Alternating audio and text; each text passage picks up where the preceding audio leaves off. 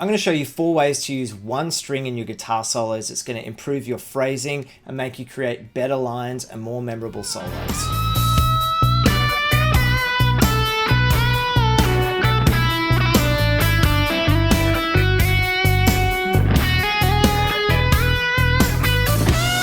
Now the last concept is the most important, so stick around, but go through the other 3 and really work on it.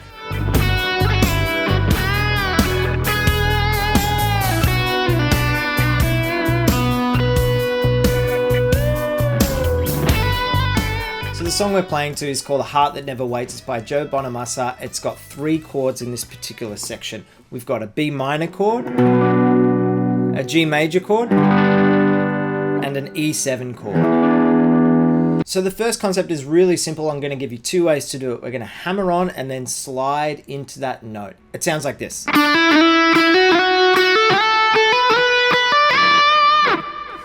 Now, when I slide, I'm not plucking the string again. So that's one option. The easier option is to pluck the string again.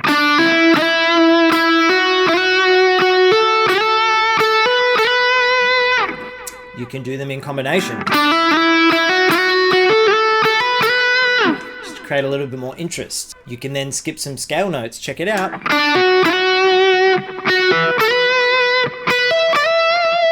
It's tricky down low, but it's quite nice up high.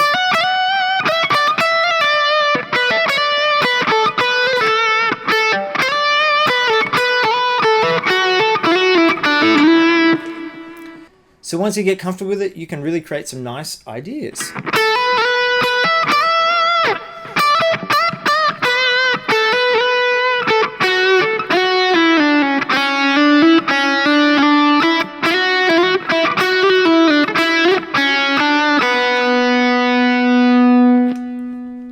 The next idea is kind of similar, where we're hammering on and then we're bending from the note below. Check it out.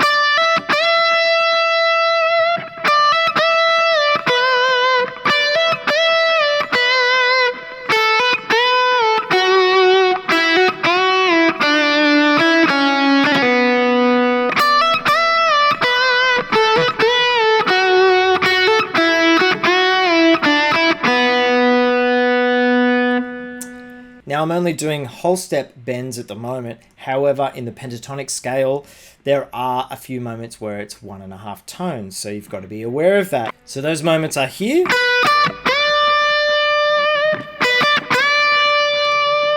And here. Hard to get in tune. The next idea gives us a little bit more of a melodic idea, creating wider intervals. Check it out. We're going to pluck one note and then we're going to slide into another note and then do a bend.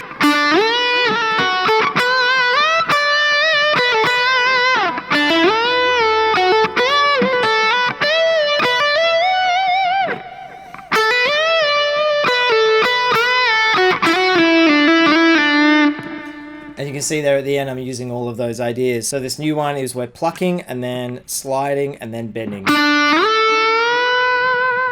can do it from any note.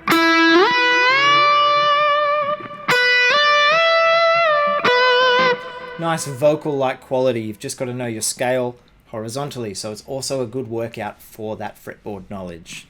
The last idea is actually probably the most important, and it's chord tone playing. So it's obviously not a technique. It's more of a concept. Now, chord tone playing is really important to highlight the chords that are happening underneath, and this is the perfect song to practice. The backing track is available on my Patreon, as well as some tabs to this lesson. Go and check it out if you want to play along to it. So we need to understand the chord tones of each chord. So the first chord is B minor. Let's check out the triad on just the one string. So that's root note, minor third, fifth, and then the root note. Then we go to the G. We've got a major third. We've got the fifth, the root note, and then the third again. Sounds nice to also hit that major 7.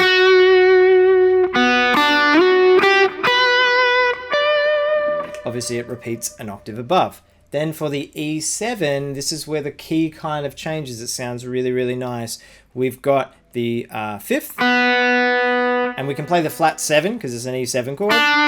We've got the root note, and this is the money note, the third. and then the fifth again, and it repeats.